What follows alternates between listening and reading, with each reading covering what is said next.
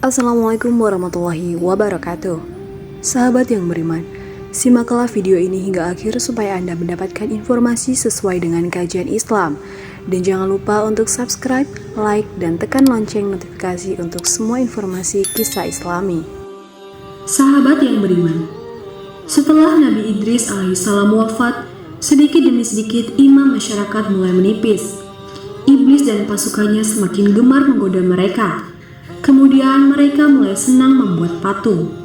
Mereka membuat patung untuk menghormati para pahlawan, leluhur, tokoh-tokoh yang sudah mati. Patung-patung itu diberi nama sesuai nama para tokoh tersebut. Dari sekedar penghormatan, lama-kelamaan mereka mulai menyembah patung-patung itu. Mereka percaya bahwa patung-patung tersebut mempunyai kehebatan dan kekuatan yang bisa melindungi dan menentukan nasib mereka. Di antara patung-patung yang sembah itu, ada 5 yang paling mereka agungkan, yaitu Wat, Suwa, Yagus, Ya'uq, dan Nasar. Inilah asal mulanya manusia menyembah patung dan berhala. Tentu saja, ini semua hasil pekerjaan iblis dan pasukannya yang berusaha sekuat tenaga menyesatkan manusia agar tidak menyembah Allah dan masuk neraka bersama mereka. Allah tidak membiarkan manusia tersesat semuanya tanpa petunjuk. Maka Allah memilih Nuh alaihissalam untuk mengingatkan kaumnya agar mereka meninggalkan penyembahan dan berhala dan kembali menyembah Allah Subhanahu wa taala. Siapakah Nuh alaihissalam? Nuh alaihissalam merupakan cucu dari Nabi Idris. Fisiknya kuat, terbukti dari umurnya yang sangat panjang, sekitar 1000 tahun. Hatinya mulia dan sabar luar biasa.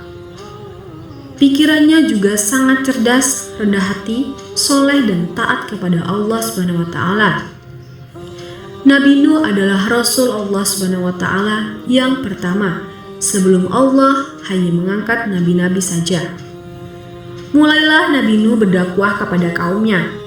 Nabi Nuh mengajak mereka untuk memohon ampun atas dosa-dosa mereka dan kembali menyembah Allah agar tidak terkena azab dari Allah.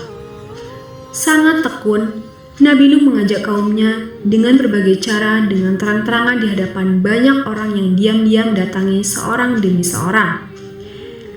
Berulang-ulang, siang dan malam selama kurang lebih 950 tahun lamanya, tetapi sedikit sekali yang mengikuti seruan Nabi Nuh. Kebanyakan dari pengikutnya merupakan orang miskin dan pekerja kasar. Jumlahnya sekitar 80 orang. Yakni sebagian besar dari kaumnya tidak mau mengikuti ajaran Nabi Nuh. Mereka bersikap angkuh dan sombong dengan menutup rapat-rapat telinga mereka jika Nabi Nuh mulai berbicara dan berdakwah kepada mereka. Bahkan mereka menentang Nabi Nuh agar mendatangkan azab yang diancam oleh Allah Subhanahu wa taala. Nuh, sudahlah, berhenti bicara. Percuma, kamu tidak akan percaya. Sekarang begini saja. Datangkan azab itu pada kami jika kau benar. Kami yakin tidak akan ada azab yang menimpa kami karena kelakuan kami karena kau berdusta. Ucap kaum Nabi Nuh. Nabi Nuh mengadu kepada Allah tentang perkembangan kaumnya yang sudah keterlaluan. Allah berfirman bahwa memang pengikut Nabi Nuh tidak akan bertambah, hanya 80 orang itu saja. Selebihnya mereka semua tidak akan terima karena mereka sudah sangat sesat. Setelah jelas ketetapan Allah bahwa orang-orang itu akan beriman, maka Nabi Nuh memohon kepada Allah, Tuhanku, musnahkanlah seluruh orang durhaka itu dari muka bumi ini. Mereka hanya membuat kerusakan dan melahirkan anak-anak yang durhaka. Ucap Nabi Nuh. Kemudian Allah memerintahkan Nabi Nuh untuk membuat kapal yang besar. Pada masa itu, ilmu perkapalan belum berkembang dengan baik.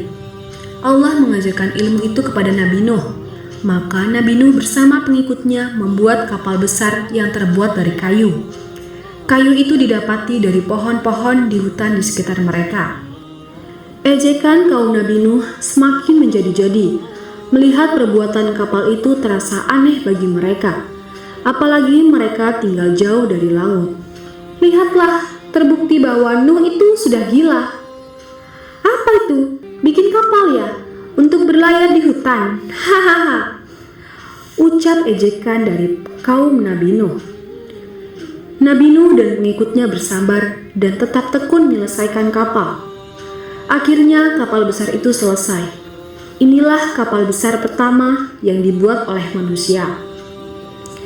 Kemudian Allah memerintahkan untuk mengumpulkan binatang-binatang, sepasang jantan dan betina, semua diangkut ke dalam kapal bersama orang-orang beriman. Semua keluarga Nabi Nuh termasuk yang diangkut ke dalam kapal, kecuali istri dan salah satu anaknya, Kan'an. Mereka tidak mau masuk ke dalam kapal. Mereka tidak beriman dan termasuk orang yang durhaka. Sementara itu, langit menjadi gelap, angin bertiup kencang, petir menggelegar, hujan turun sangat lebat, dari dalam tanah memancar air yang semakin deras juga, dan dari dalam rumah-rumah penduduk, dari dapur-dapur mereka, dengan cepat air membanjiri bumi, makin lama makin tinggi, menenggelamkan rumah, pohon, dan tentu saja orang-orang di luar kapal Nabi Nuh. Ketika Nabi Nuh melihat sekelilingnya, dari atas tampak putranya Kan'an sedang menyelamatkan diri dari banjir. Karena kasih sayangnya kepada anaknya, Nabi Nuh berseru, "Anakku sayang, masuklah ke dalam kapal ini. Tidak ada yang bisa selamat dari azab ini kecuali yang ada di dalam kapal ini." Kemudian Kan'an menjawab, "Tidak ayah, aku akan memanjat bukit yang tinggi dan pasti aku akan selamat." Tiba-tiba datanglah gelombang besar dan Kan'an tidak terlihat lagi. Dia termasuk yang dibinasakan. Nabi Nuh sedih, tetapi beliau menerima keputusan Allah.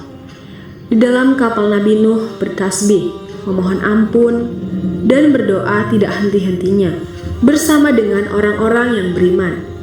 Setelah beberapa hari, Allah memerintahkan bumi untuk menelan banjir itu. Hujan berhenti, air pun surut masuk ke dalam tanah, kapal pun berlabuh di daratan lagi. Orang-orang beriman keluar dari kapal dengan tetap bertasbih, syukur yang tiada terkira. Mereka memulai hidup baru tanpa gangguan orang-orang kafir yang sudah tenggelam dibinasakan oleh Allah karena kesesatan mereka. Sahabat yang beriman, kisah Nabi Nuh memberikan kita pelajaran bahwa durhaka kepada Allah dan tidak patuh kepada Rasul utusannya membuat manusia tertimpa azab di dunia ini maupun nanti di akhirat. Baiklah, sahabat yang beriman, berbagilah tentang hal yang baik yang ada di sekitar kita, seperti tuntunan Rasulullah SAW. Sampaikanlah dariku walau hanya satu ayat. Hadis riwayat Bukhari.